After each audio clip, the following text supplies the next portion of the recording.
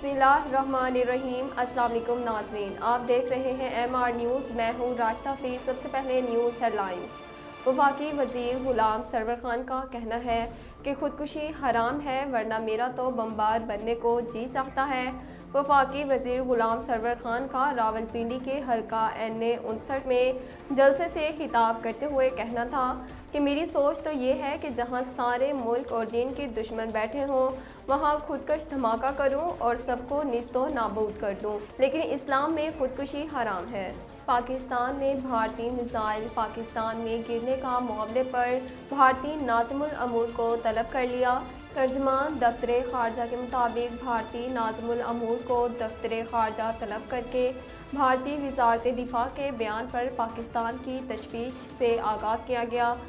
तर्जमान दफ्तर ख़ारजा का कहना है कि नाज़िमुल अमूर को बताया गया ऐसे संगीन मामलात को भारतीय हुकाम की वजाहतों से हल नहीं किया जा सकता। तर्जमान के मुताबिक पाकिस्तान सिक्योरिटी प्रोटोकॉल और तकनीकी तहफ़्फ़ुज़ात से मुतल्लिक़ सवालात तसल्ली बख्श जवाब की तवक्को रखता है।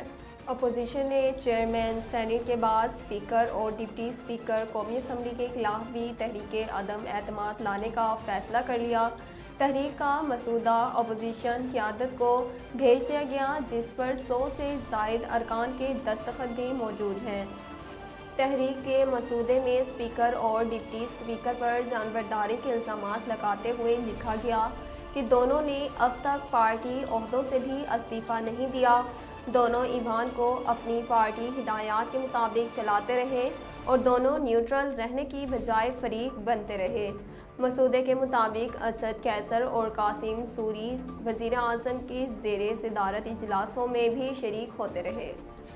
वज़ीर आज़म इमरान खान आज हाफिज़ाबाद का दौरा करेंगे, जहां वो अवामी जलसे खिताब के अलावा तरक्याती पैकेज का ऐलान भी करेंगे। हाफिज़ाबाद में वज़ीर आज़म के जलसे की तैयारियां आखिरी मराहिल में हैं। इमरान खान दोपहर 2 बजे म्यूनसिपल स्टेडियम में जलसे आम से खिताब और ज़िला के लिए तरक्याती पैकेज का ऐलान करेंगे।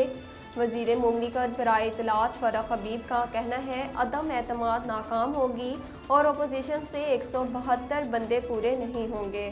फ़रख हबीब का कहना है ये जितनी शेरवानियाँ बनवा लें, हमने इनके लिए हथकड़ियाँ बनवाई हैं।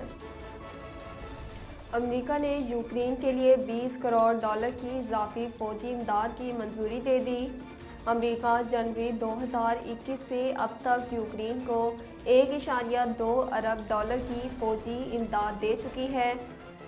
दूसरी जानिब यूक्रेन के सदर का अरब मीडिया को दिए गए इंटरव्यू में कहना था कि रूसी जारियत का मुकाबला करते हुए 1300 यूक्रेनी फ़ौजी हलाक हुए हैं, ताहम रूस से जंग जारी रखेंगे।